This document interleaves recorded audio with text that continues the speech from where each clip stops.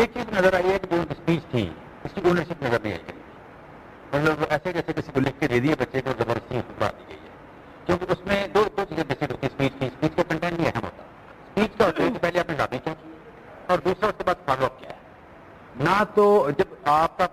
خارجہ وزیر خارجہ ہی نہیں ہے، 19 کروڑ 19.5 کروڑ لوگوں کا ملک ہے، جس میں آپ کہہ لیں کہ خطے میں نہایت اس وقت برننگ جو ایشوز وہاں پہ جنگ کے جو آپ کہہ لیں سب سے زیادہ امپارٹنٹ آپ کہہ لیں خطرہ ہے وہ اس علاقے میں ہے. پھر اتنی بڑی یہاں پہ اکانومیز آ گئی، انڈیا آ گیا، چائنا آ گیا، رشیا اس علاقے میں، پھر پاکستان، پھر افغانستان کا بڑا برننگ ایشو ہے، پھر ساتھ ہی مطلب آپ کہہ لیں ایران. تو مطلب اس سارے علاقے میں اگر دیکھیں تو میں سمجھتا ہوں ڈپلومیسی کی سب سے زیادہ ضرورت ہے اس علاقے میں. پھر ہمارا جو ایشو ہے کشمیر کا ایشو ہے، پھر پانی کا ایشو ہے، پھر اوور آل جسے کہتے ہیں کہ ایکسپینشن اسٹریٹجی جو انڈیا کی نظر آتی ہے، پھر ایک آپ ہوسٹائل نیبر، وہاں پہ اگر آپ کا وزیر خارجہ آپ کا پرماننٹ نہیں ہے اور آپ نے ایک 90 سال کا بندہ ایک طرف بٹھایا ہوا ہے، فاطمی دوسری طرف ہے، مریم صاحبہ بھی یہی کام کر رہی ہیں. لیکن جو ماحول بنانا چاہیے تھا خطاب سے پہلے جو ہم نے انڈیا کی جانب سے دیکھا، ایک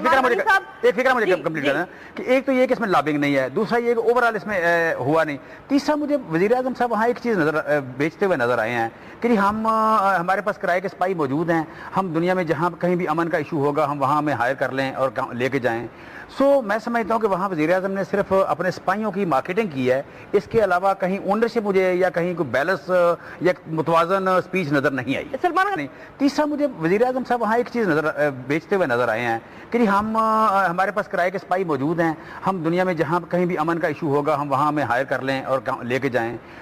میں سمجھتا ہوں کہ وہاں وزیر اعظم نے صرف اپنے سپاہیوں کی مارکیٹنگ کی ہے، اس کے علاوہ کہیں اونرشپ مجھے یا کہیں کوئی بیلنس یا متوازن اسپیچ نظر نہیں آئی.